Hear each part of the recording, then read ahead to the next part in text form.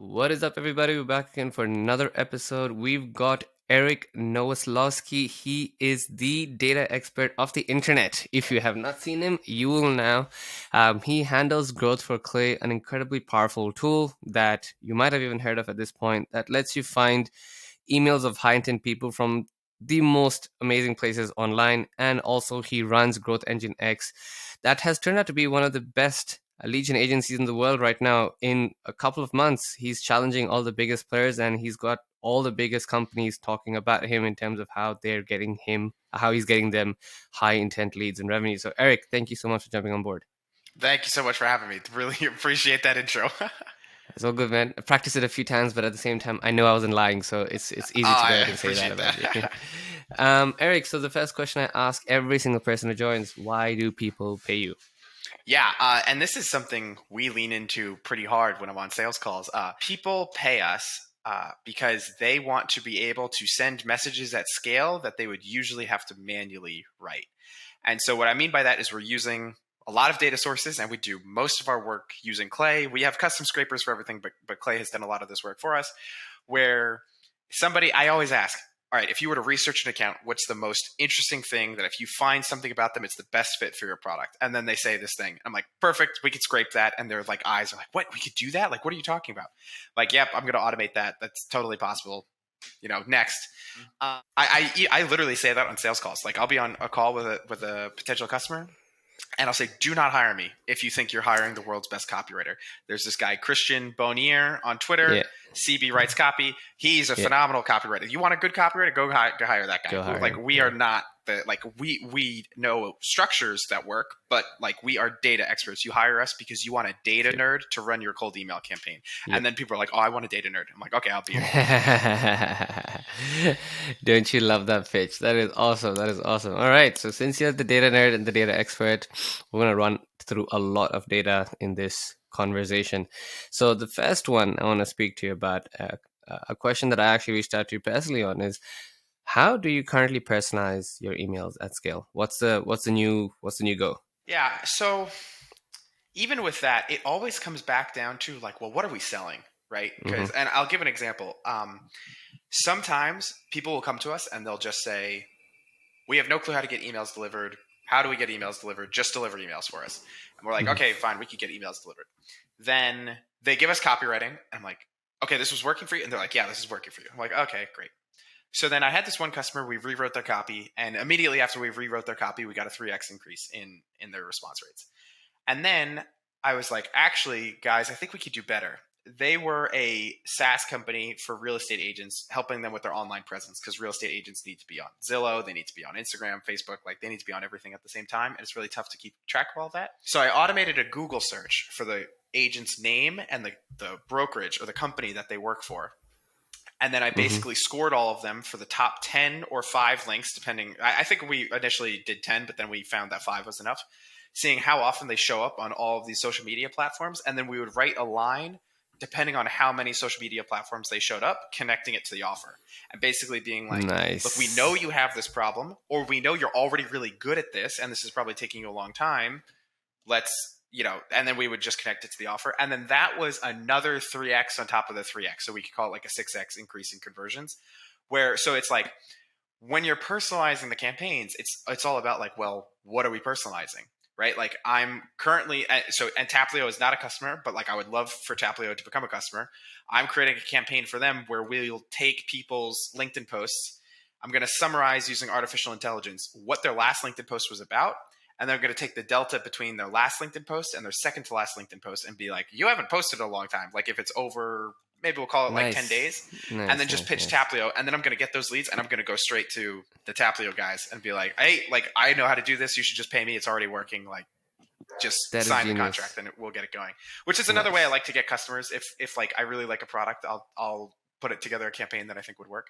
But so it really just depends on what are we selling? And there, I do have a couple fallbacks though. And so if there's nothing else that we can really say, like if we're emailing high net worth individuals to invest in real estate projects, right? Like, if you email real estate investors, they're not going to invest into a fund because they're real estate investors. They like doing their own deals. Like, they're not clients for a fund. And so like, how can you possibly know who would want to invest in a real estate fund deal? So then we just go like the complete opposite direction. And I'm just like, hey, V, just tried calling you on, and then we insert company phone number. Just tried calling you on number, but I think I missed you. So like I figured email would be easier, and then blah, blah, blah, pitch. P.S. I noticed you're based in Sarasota, Florida. Have you ever tried this restaurant? And we're putting the top restaurant in the area. I've heard really good things about it. We definitely use company phone number. We tried Mm-hmm. mobile phone number, and we would Mm-hmm. too often it would be incorrect. But then also when it was correct, it was probably even worse because people were kind of mad that we had their mobile number and they didn't You have allow. their information. Yeah, Yeah, fair yeah. enough. So Yeah. company phone number was like a lot safer, and so Yeah. that's like another way that we'll personalize emails if we have nothing else to go off of. And I kind of call those like our tier 3 personalizations, where like tier 1 is Okay. like it's personalized on the account and it's personalized to the contact. Yeah. Tier 2 is it's like Yeah. either just personalized to the contact or just personalized to the account. And then Mm. tier 3 is just like, okay, this is on everybody's LinkedIn profile and we just make a creative line about it. So yeah, that's how we're currently personalizing emails at scale. Fire. That's amazing. Okay, so combination of relevant AI and just I guess the data points that make sense. It's not just random information like, hey, I saw we live. You're another human being. Let's work together. But it's pretty much. Oh yeah, exactly. Yeah, yeah, cool, nice, awesome. And any tools that you're using right now to personalize to that level? I'm sure Clay does a good part Yeah, of that job. Yeah, yeah, I was just gonna say we run the whole process inside of Clay. The nice. only time that we're not running things inside of Clay is if we really need like a custom scrape being done. There, I would say like either get familiar with using custom scrapers like Instant Data Scraper. Scrapestorm is like this crazy one outside of China that is just like wild, but it's really, really powerful. Or then like the Appify.com guys, they've got a lot of really, really good ones. And so sometimes we'll source things from there that like I don't know how to get somebody's app store data with Clay, right? Like that's tough. But you could scrape the app store and you could be like, hey, so like I saw your app while I was in the lifestyle section and I saw that you have like a 4.6 rating and things like that. You could get that data inside of Appify too. So most of it's done in Clay. If there's like a really, really custom thing, we get it in other places. Yeah. Right. Okay. Nice. Awesome. Clean. One place does it all. Yeah. Fantastic. Yeah. All right. And now on the topic of tools, everyone wants to know this. I want to know this. What are your top 3 cold emailing tools in your stack right now? What brings you the money? Okay.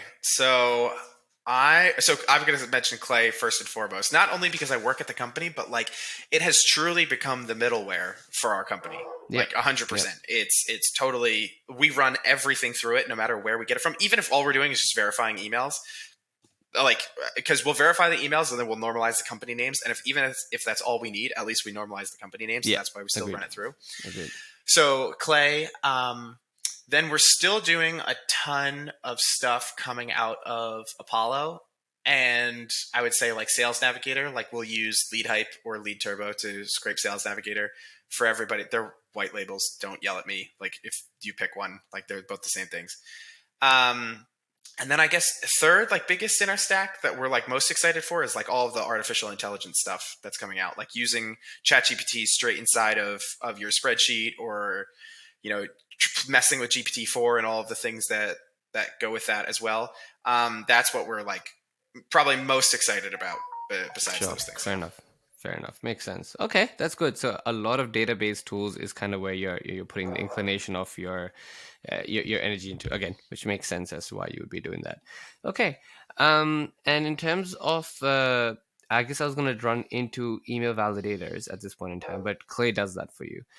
Now, do you actually go ahead and parse the emails you get out of Clay, or as an intent of revalidate them, or do you see that Clay does a pretty decent job just as is? You mean the Clay find work email function just inside of Clay? That's it? Yeah. Yeah. So I don't validate those. I just let them be, and we'll see anywhere between like I've run campaigns that have a 0% bounce rate, and then I've run campaigns with like a 4% bounce rate, and then since the Zoho apocalypse, I have no clue whose fault it is. So as we're just migrating everybody back to Google, we'll figure it out. But it could be Zoho's fault. It could just be validation. I'm not sure. But yeah, users ask that all the time at Clay. They're like, oh, but I want to like run Hunter.io and then Clay and then Datagma and then People Data Labs and whoever gives me a valid email. And I'm just like, just use find work email. It's literally just permutating like Eric Nowoslawski at clay.run, Eric.Nowoslawski at clay.run. Like, what other option is there going to be out there? And so, yeah, lots of people ask about that all the time. And I've run some tests. Our find work email function comes like straight right up next to some of the like Apollo, and it destroys LeadIQ. I wouldn't even like just use LeadIQ for mobile numbers. I have no clue where they're doing their email validation from. And so, yeah, that's what we're doing. And then we validate using debounce. For people who don't know what Clay is, I feel like we keep talking about Clay. Like, Clay does these things for us because data, like, Clay is a spreadsheet that has integrations and APIs already connected into it. And so instead of you finding data in Apollo, bringing it over to debounce and validating it, bringing it over to another place to get it personalized, bringing it over to another place to scrape their Google reviews, and doing all of those things, we just do it in one place because all of the integrations are all tied in. And so, yeah, that's why we use it as such like a one-stop shop. Makes sense. That's very clear. It makes sense. Absolute sense to me. All right. I want to run into another question now that we've sort of jumped into the concept of, I guess, technicalities, right? Now that we know you are using debounce, you're using Clay, and I guess LeadIQ sometimes, perhaps not. But no. Yeah, I'm not actually using LeadIQ. Yeah. So that's fair. What I want to sort of run into is, again, on that personalization piece, or maybe when you are creating copy, which I know you're not the expert at, that's fine. You're a data engineer, but that's 90% of the job nowadays. What are some unique data angles that people should explore these days? We've spoken about the phone number at the company. We've spoken about, I think you've mentioned around their LinkedIn posts, if you were to go ahead and target Taplio, for example. So what are some other things that people can easily look at or creatively look at that has worked consistently in the past and will continue to work? First, I'm going to talk about like when you're planning out these personalizations, the highest tier personalization that you could possibly get to is personalizing and say, hey, I know you have this problem because I did research on you. Yeah. And here's your problem. Yeah. And so I would want to just say that that's like the highest tier personalization that we could possibly get to. Then there's personalizations that just like the market hasn't caught on to, that are totally possible to do, and they're very easy to do, but people don't really realize how you action on them so fast. And so I would say like a recently changed job personalization is very easy to action on, and people are still thinking, oh, how did they get my information? Wow, this is so fast. They're really welcoming me to my job. I'm starting to see like that restaurant one that I was outlining. Starting to see that run out of legs a little bit. We just had somebody today. It's kind of funny. Like, we had two people today who said, thanks for the restaurant tip, I really appreciate it. And then one person who said, hey, this is like straight out of a lead gen playbook. And even if I was going to answer your email positively, which I'm not, that would have turned me off. And I'm like, okay, you win some, you lose some. Fair enough. Yeah. Okay. Fair enough. So if you can't, if for some reason that it's not publicly available to know what problem that the company might have, just personalizing, like I said, of things based on their LinkedIn profile. Like, we ran a personalization last week for high net worth individuals, which this takes so much effort, and it produced a higher increase in responses. But then if you were wrong, we just have to fix it a little bit. What we were doing was we were taking the year that somebody graduated college and relating that, like relating a financial disaster that happened within 5 years of them graduating college, and then relating that to today, and then saying, hey, we're going to go over, and we're having an event where we're going over how just like back then there was opportunity, there's still opportunity today. And we got tons of people who one, we got a boost in response rates because it was like, hey, I noticed you graduated in 88. Do you remember like when Japan was, everyone thought it was going to have a bigger economy than America? And, that just never came true. In a lot of ways, that's how people thought, China was going to be, or like whatever it might be. And these are the opportunities we're seeing in the market. We got tons of kudos on that email. People were laughing. They're like, I do remember that. That's so crazy. And then, of course, we had some people who were saying, one person, I'm not sure if this was a compliment or not. He said, this is the best spam email that I've ever received. I was not sure. Do I count that as a compliment or not? Like, we didn't succeed, but anyway. So when it comes to the personalization, like I said, top tier is, I know you have this problem. I did this research on you. Here's how I found the problem. And that really depends on your industry and your offer and figuring all of those things out. Um, or then one personalization that we're seeing work really well, and I would even call these just attention hacks. Like all you're trying to do is just cut through the noise of all of the other cold emails. At Clay, we're going to do like a personalization based on other team members on the team. And so I'm going to be Okay, emailing the cool. VP Yeah, of sales, and I'm going to say, hey, I bet that we can build lead lists faster than your team. Let's have a call, and if we beat your team, I'll give you if we beat your team, we'll show you how we did it, and you could use the product. If we don't beat your team, I'll give you every LinkedIn profile of everybody in your target addressable market. Um, love it. No and then loss to them. it's Yeah, like and then I'm saying like who's gonna join us on the call, and then I'm pulling in two of their SDR names into the email, and just nice. is it gonna be John and Rob? Like whoever it's gonna be. So that's another one too. And so, yeah, it's all it is just like creatively thinking about what shows up on people's LinkedIn profiles, websites, company LinkedIn profiles all the time, and then creatively writing a message towards that. If you have nothing else to resort to other than just an attention hack. Fair enough. That's very, very different to what I've heard, and that's amazing. On the Teams thing, I guess I want to run into that. How do you go ahead and analyze? Do you sort of filter by size of the company? Is there an Apollo filter that you do? How do you sort of figure out that this person has a company? Firstly, this is your ICP. This is the type of audience that is facing the potential problem that you're trying to solve for. Then, how do you go ahead and filter out that these people actually have relevant team members? And then how do you go ahead and actually find those relevant team members? If you can just walk me through that process. Yeah. So let's take that play for example, right?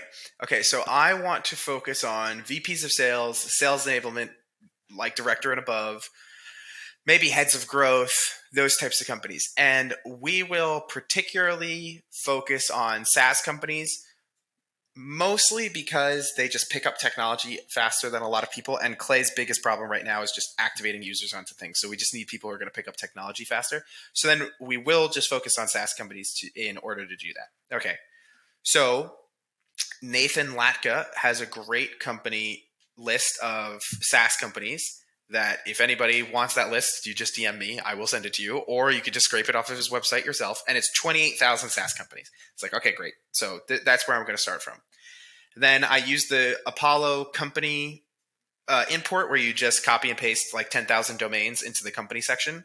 And I say, okay, now I'm only going to be looking at these companies for the VP of growth of these companies. And now I'm not, so now you could check to see how many people are at the company in a specific, I think it's by department in Apollo. You could check that, but we're not going to check that here.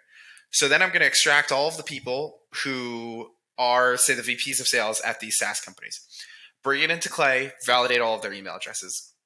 Whoever I have a valid email address for, then I'm going to run a Google search inside of Clay to find, like, in quotes, company name, in quotes, sales development representative or business development representative. And I'm going to run one Google search and I'm going to find that person. So now we found Okay. sales development representative LinkedIn profile at this company. I have a Then, question just before you carry on that. Do you put in LinkedIn as a parameter when you're searching for it, or do you just put that as a great Google question. search? So in Clay, this comes up so much that we've built a function where it's literally enrich and find person from Google search, and it Using already LinkedIn. puts in the LinkedIn function because a lot of Yeah. people don't know Okay. how that works. Yeah. Yeah. And then Cool. it is only scanning for LinkedIn Okay, profiles with that. that's cool. Otherwise, I was gonna say it's gonna put some random information. Oh yeah, Otherwise, no, like then it'll yeah, get crazy. yeah. Yeah. So then Cool. I've set up a Yeah. second column to get the second person, same exact input, except now I'll put exclude that person's first name, so I won't get a duplicate of that person, and I'll get these separate people. Now notice we still are going to have a list of people who don't have SDRs and BDRs on their team. Totally fine. We will just write a completely different message to these people because like this is still a great campaign without that personalization, and we'll still send to them as well. And so end to end, that's basically how. So we would source the list in Apollo, extract it from Apollo, put it in Clay, verify the email addresses, and then if we have verified email addresses, look for those SDR team members. And then if we don't find SDR team members, then we'll just say something else in the copy. Yeah. Fair enough. You got like a if else statement running there. Okay. Cool. Makes sense to me. And I want to stick to this topic because that's actually pretty cool. I'm going to try to do that myself. Do you see much success with LinkedIn job ads? I know a lot of people speak about using job ads as intent to go ahead and fill in for the same service that people are hiring for. Is that still relevant? Where are your thoughts on that? And if I were to do it, how would I do it? Yeah, so I think that people sometimes treat job ads as a silver bullet when it shouldn't, when there's a little bit more work to be done, right? So if you are a Facebook ad like media buyer, right, and you say, hey, I noticed you're hiring for a chief marketing officer, do you need us to start buying your ads? A lot of times, and I could be wrong about this might be a bad example, but a lot of times those companies will just say, no, like when we hire the chief marketing officer, that's going to be their job. Yeah, fair enough. Yeah. And so I think there's certain ones, like, I don't know why graphic designers just don't hit up every single person in the world who's hiring for graphic designers. Because if you need a graphic designer, do you really need a full-time graphic designer? True. Really? Or, Very true. like, you don't. And so, so that, like, for that instance, it's like perfect. Okay, that's exactly like the people who should be doing that. What we're finding really good success in, we just launched this campaign, so I can't really speak to like, oh, this is crushing it, we're going to double down on it. But what we just did is we looked at a company's open job roles and then connected the decision maker for how that job role might affect them. So specifically, it was if it was a marketing role, and this was a crazy ChatGPT setup. It's like if it was a marketing role, we would email the CEO and we would also summarize their company description to basically say something like, hey, I noticed that you're hiring for this role, and it's probably because you need somebody to generative text to help the company perform their generative text. And it would basically read out like, oh, it looks like you need a social media coordinator in order to build organic traffic to accomplish your company's goal of your CRM being used by everybody, right? And so that was a very, very difficult campaign to put together and to get right. I'm not even sure if the AI has totally come about it, but that's like another way that we're thinking about these things with these job ads is like really putting the pieces together for people and saying, okay, like this is what you're not just reaching out to me because you saw that I'm hiring a social media. You're critically thinking about this, but we're using artificial intelligence to do that. Yeah. So I'm a big fan of job ads. Big fan of using that as intent. Just be careful of thinking that it's a silver bullet where, sometimes it just doesn't make sense.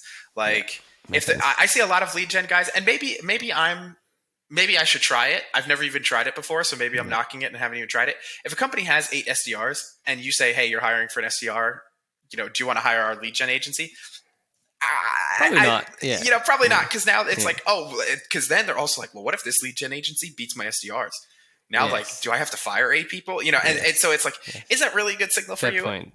And so with that, I do love job ads, and I love the intent that they bring. I think just people treat them as a silver bullet sometimes, and you just got to be a little careful with it. Yeah, fair enough. That's actually a very fair point when you think of it in the counter way. I just want to run into one last thing before we move on to the next question in the same topic about intent. Do you see much value nowadays when we are scraping people's Twitter followers and using that as an intent signal saying, you clearly follow this person, which means you're interested in this particular topic. Or it doesn't even need to be a person. It can be a certain, those anonymous accounts which are tweeting about maybe Bitcoin or tweeting about a certain topic. Have you tried that? What are your thoughts about it? It doesn't just need to be Twitter, but in general, where do you stand on that? Is that something to try?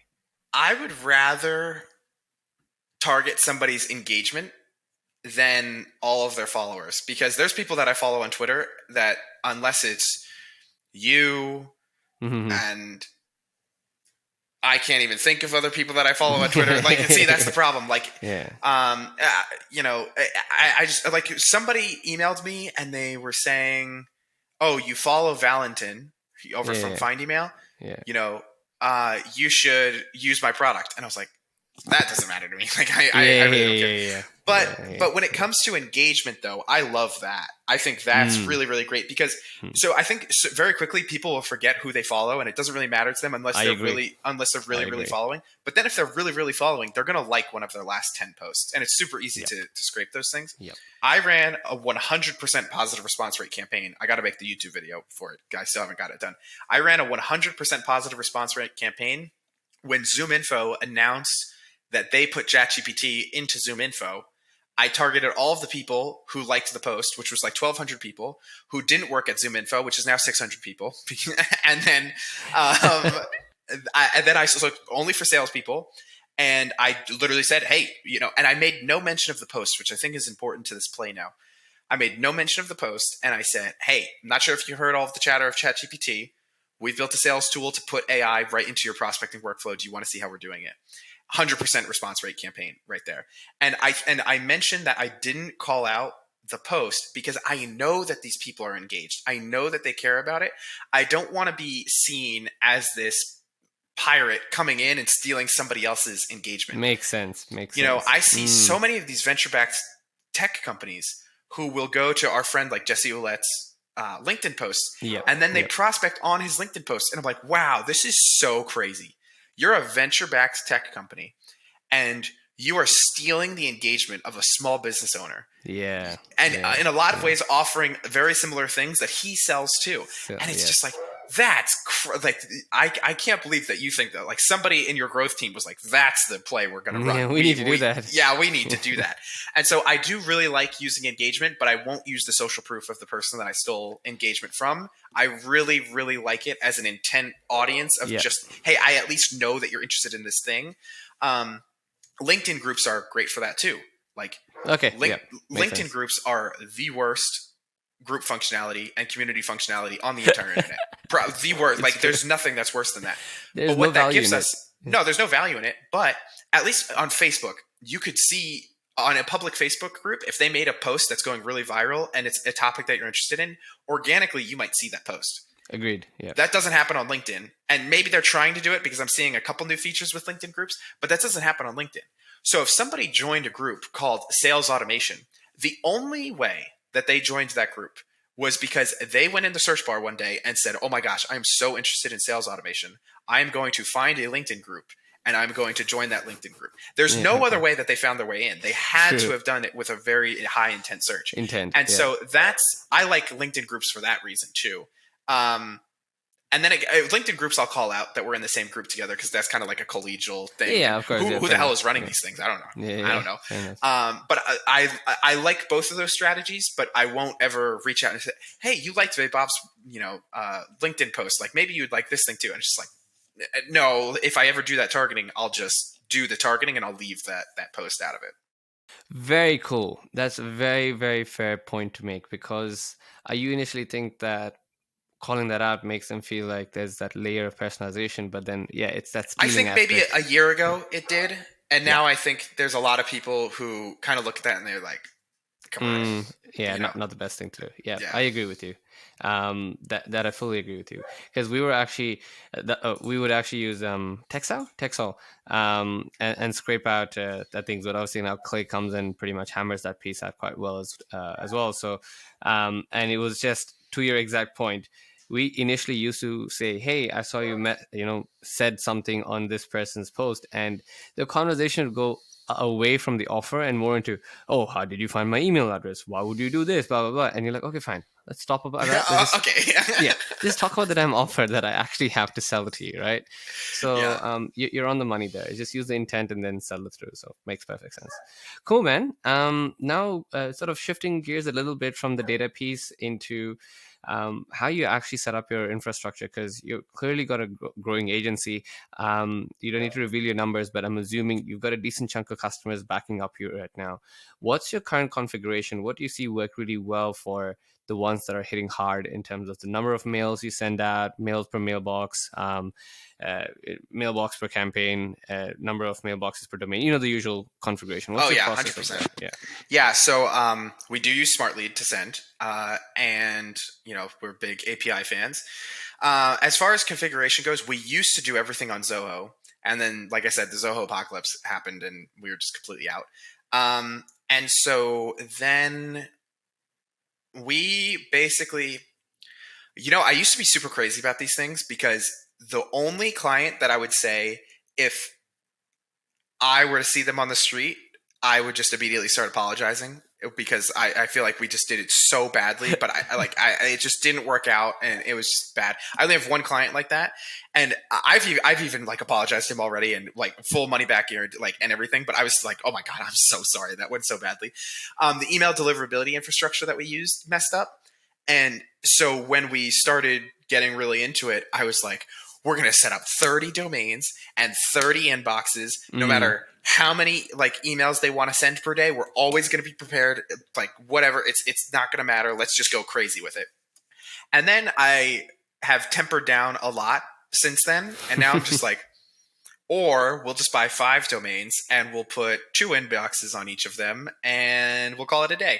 So that's usually the range that we'll be in. It's like 250 to 500 emails a day. And so for a regular setup, we'll just do, like I said, 5 domains and we do 2 inboxes on each. We're finding that we send 50 emails per day without a problem. What else would I have to say about the configuration? Of course, custom domain tracking. Yeah, so just kind of 50 emails per day, 2 inboxes on each domain, and we just work out the math back from there. And then I have some customers who say, all right, well, this is great, but I want to send 1,000 emails a day. At 1,000, it's there's just so many things going on that's where we will change the ratio up a little bit, because we're very much like we have no extra space on that other one. Yeah, fair enough. No, we have extra space, to be fair. We have 10 inboxes, so we actually have double the amount of capacity, I suppose. So in those situations, say they want to send 1,000, we might set up another capacity of like 300 or 500 more emails to be able to send from. And it's, okay. And we'll totally take care of that. I see some people who are sending 35 emails a day and then they worry about their warm-ups and everything. I just don't I just don't care enough to really I find all of these things are far more like Instagram than they are the post office. And so what I mean by that is like, I do not think that there's somebody on the back end or a machine on the back end sorting your inboxes and just being like, nope, this is its reputation. It's going in this category. And your reputation's over here. It's going into this category. We have campaigns where we're targeting Instagram influencers to be a part of paid collaborations for some of my customers, or for one customer, which of course everybody's saying yes to, like who's not going to say yes to that. That campaign has an open rate of like 95% somehow. Wow, and so nice. It's like, oh, okay, some of my other 3, 4, 5, 6% response rate campaigns have like a 60% open rate. Okay. And the setup was all the same. The subject line is still quick question. It's really not that much of a difference. And so I think it's more important to focus on and spend time on building a valuable list and writing really good copy than it is to worry about, like, we don't even do spin tags. I'm like, maybe like we should be doing spin tags. I talked to Harris about that today. Maybe we should. I don't know. But like, I just don't concern myself with it as much as really good lead list and really good copy. So yeah, I guess that's would be our configuration. You nailed it on the head. I asked this question because sometimes people get so lost in the weeds, and it's one of those things where you end up practicing so much, you end up damaging your limbs when it actually comes to perform in the race or something. You're so tired that when your time comes to show, you don't. So well, I tell this story to people, and people give me garbage about this all the time. And they're usually like these young guys in the lead gen game. I mean, and I'm 26, but there's still like people who they're not professional about it. They see it as a money-making game and all these things. And they're if you're not set up properly, you shouldn't even send. Don't do anything until you get set up. And I kind of just have this like, look, I was at Bitcoin conference and I was doing my rounds, trying to sell the list of all of the sponsors, of course. And I was just like going around and just talking with people. And this one guy, we just started talking about email deliverability, and he does nothing. He uses SalesLoft. He sends 500 emails a day. He has no custom domain tracking. He has no warm up, and he books his quota every single month off of email. And that's all he does. And I was just like mind blown. I was like, what are you talking like? You don't do anything that we do. And I was like, do you want to do these things? And he's like, I mean, I guess, but like, it works. Not until I don't make a quota. And I was like, that's so true. And so, yes, it could be, you could get paralyzed by these things very quickly, but it's like, just launch. It's going to be fine. Like, and then that's another thing too, is people always ask like, oh, can we repair a domain? No, Don't even try. Set up if you need 5 inboxes, set up 10. If you need to launch the campaign the very next day, they'll still work. That's like a hidden Correct. fact that people Correct. don't realize. Like those things will still work right after Correct. you set them up. They're going to burn a lot faster, but they'll still work. So set up 5. No, set up 10. Use 5. Keep the other 5 legitimately warming. If you need them, use them, and then set more up. And hopefully you don't get into this rat race. But if you're in this rat race, it's fine. Just keep building inboxes. Yeah, you're absolutely right. People get so paralyzed by it. It's just like. Yeah. Whenever I hear people, I just kind of roll my eyes. I'm like, wrong question. Totally wrong question. You should be thinking more about your copy and the offer and the Correct. list than you should think Correct. about all this other stuff. Yeah. Absolutely agree. I think I've sort of switched my tone on this a lot as well, where I feel like pretty much since last year, I think your lead list quality sort of sits at the top. Your copywriting maybe comes second, and then your infrastructure and all that setup process probably comes second to third. Because to be honest, you can have the best damn infrastructure, best damn copy, but if no one's buying, no one's buying. And in the end, it just comes down to that lead intent. So data is the game right now. I fully agree with you on that. I did have one last question on the configuration piece. So do you run warm-ups at the same time you have your campaigns running, or is not something that you consciously take care of? Yeah, no, we use your feature. Auto adjusting. Yeah, the auto adjusting to just adjust it. Let it Like I modulate. said, I've actually ran campaigns where we didn't even touch the warm up, and it was still all fine. Like there's some things that like I just don't care as much to worry about, and those are one of those things. But we just use the auto adjust for sure. Okay, cool. Makes sense. Okay. And one last thing to ask you in the configuration piece: do you send emails to catch-alls or no? So I suppose technically we do because and I'm not sure what I can exactly say about this because we might be changing things up. The way that we're using find work email in Clay is doing a little bit of live scraping. And so if you validate those emails, some of them will be catch-all. And so in that regard, yes, I guess that we do. The only reason we really use catch-all email addresses, though, is if we really have to. If the list is so small that we just really have to use those emails. But otherwise, no, we don't really use the catch-alls, no. Nice. Fair enough. Makes sense. I tend to not risk it as well, but there's one product called Scrubby that I've recently sort of come across. Works really well. They do the same thing. They've got like a seed pool of, I don't know, thousands of Gmail accounts, I think so, in the backend, and they manually send out emails to verify if it's a catch-all. Yeah, that one I think is really interesting. Nick really came up with an interesting idea with that one. So I think if you have like a really small list, or you have a gigantic list of enterprise companies where you're losing half of it because they turned into catch-alls. It's awesome. And then what's great on Nick's side is like once he figures out the permutation, he probably has some good margin on the ones that he's already done. Yeah, makes sense. Makes perfect sense. Last two pieces, and you were totally on the money. So just for context for people listening, just before we jumped on the call, I'm like, yeah, you will be done in 15 minutes, 20 minutes. He's like, yeah, we'll see. I was like, I've never done this in 15 minutes. Yeah. We're 40 minutes in. I've got like another 10 questions to go, which we're not going to we're going to go to through 3 more because I was like, shit, okay, this is great. I love it. Because when he was in the 25th minute, I looked left. I was like, we've just done 3 questions so far. This is great. This is fantastic. Cool. Awesome.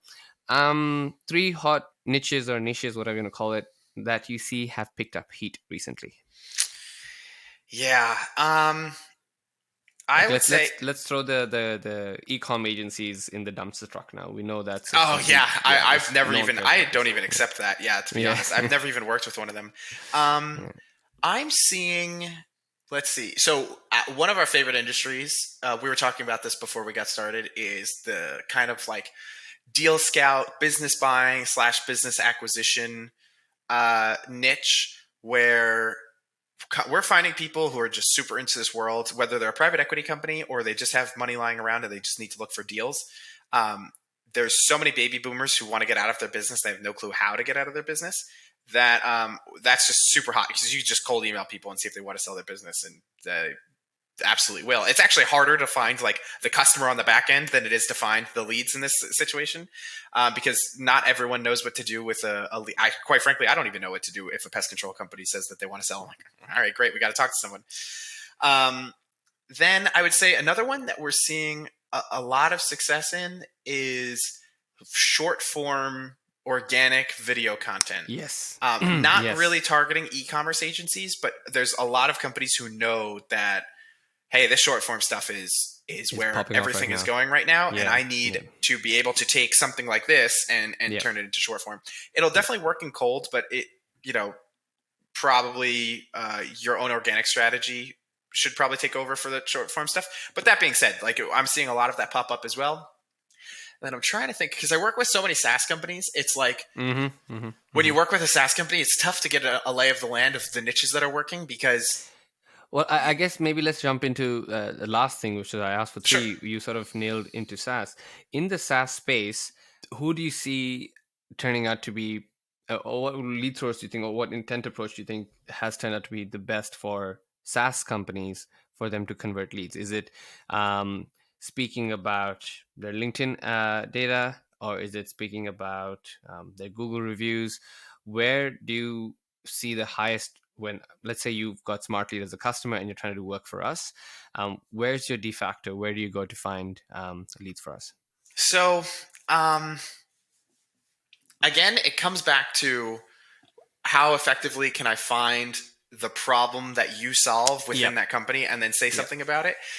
But with SaaS companies, I one thing that I really like using with SaaS companies that we kind of use as a blanket approach is taking total counts of roles and creating ratios off of it. And so what I mean by that is like because SaaS companies are super aware of other SaaS companies, and they're like, well, Airtable grew like this, and if we don't grow like Airtable, maybe there's something wrong with us. And they're very much watching everybody else. And so what I like to do is to be like, hey, you guys notice that you have 8 SDRs for like every 3 account executives? Nice, nice, That's kind nice. of So you, weird. nice, nice, nice. And so Okay. like this mismatch of like, hey, like the other companies that we work with are doing this, and the way that they keep their ratio in order is with our tool. And it kind of get into that, and it works with software engineers and product managers, and then it's like customer success people to salespeople, or like whatever it might be. And so I like the ratio approach a ton. Nice. Um, Okay. I and so I'm get you trying to there. think of other just blanket ones. You can't, when you're emailing SaaS companies or e-commerce agencies or e-commerce companies, those attention hacks that I talked about in the beginning, you can't you can't do. Like, you can't go to a Y Combinator startup and say, hey, like, P.S. I saw that you're based in New York City. Have you ever Yeah, tried this restaurant? yeah, I've heard really good yeah, things. And it's going to say Cat's Delicatessen every single time. It's like crazy that that's the only thing that shows up on Yelp. Um, yeah. but you can't do that because they've seen it all before. Yeah, And they know that it's a hack. They don't yeah. care. They're going to discount your message if you use that. Mm-hmm. That really, like, the best people that works it on is like, one time I helped a guy who runs a gutter company, and he wanted to target property managers. I even gave the dude a discount because I was like, I don't know if this is going to work, man. Yeah, Like, yeah, I've never yeah, done this before. Like, I yeah, have no clue where this is going to go. We used the restaurant thing in that campaign, and we just crushed. I think we got them like 60 leads a week. And I was like, maybe I should nice. start a gutter business. Like, this is so easy. And so, unfortunately, it's seasonal. I learned that like after Well, 3 months, he was like, all right, we're good. I'll thank see you you. next year. And I was Yeah, like, that's it? Like, what?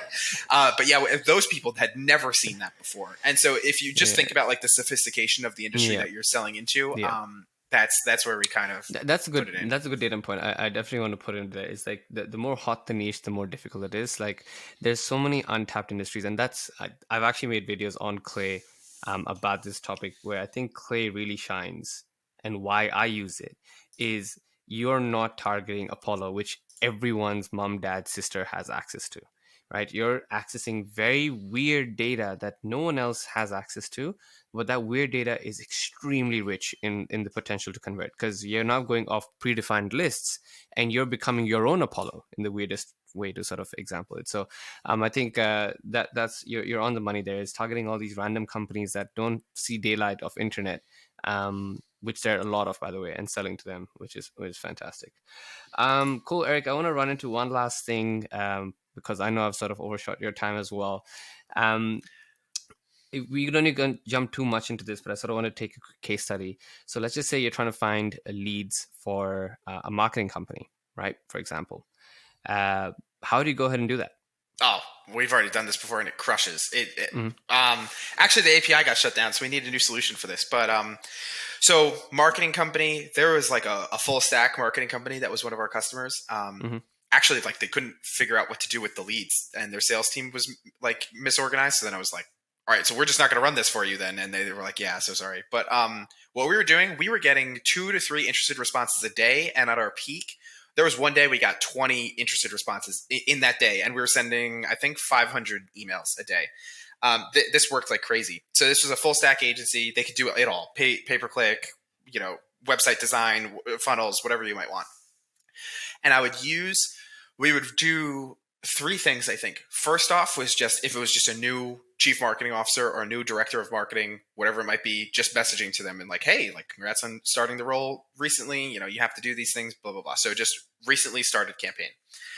Then the other one that we would do is we would scrape similar web data and find everybody whose 3-month outlook, if their traffic went down in the past 3 months, from the first month to the third month, we'd basically be like, this like doesn't match for us. We were like looking up on similar web and your traffic was going down. Like, that's kind of crazy. Like, why? Like, do you know why that is? Like, could we have a look? Maybe we could see that.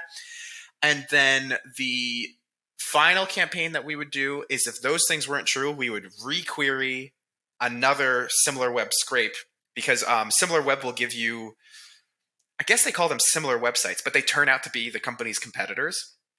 And so now you don't want to say that they're competitors, and I'll give a story about that after. But then the third thing we would do is we would take the amount of traffic that they were getting from paid sources and then compare it to their next top competitor, and then basically say a different thing depending on what that was. So I was like, hey, I looked you up and I compared you to, this other tool, and they're getting this, or you're beating them, or whatever it might be. And we would just say different things in that regard. And so we were basically mostly doing it based off of website traffic data, because if you're a marketing company, website traffic data is the thing that you really, really care about. Yeah.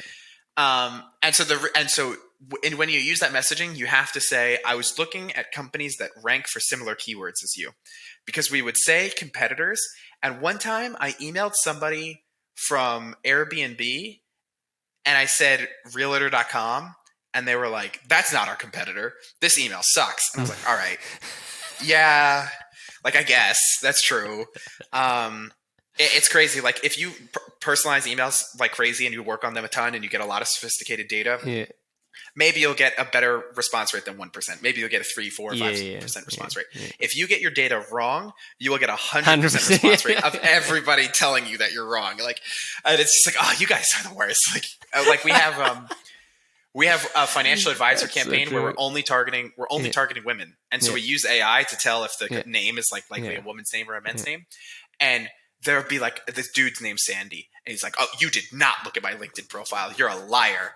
And I'm just like, all right. Like, and so then they're like, and then they actually looked and they're like, I think all the people who were actually men, they replied to the email. I was like, yeah, that's just the way it goes. Like, they're ridiculous.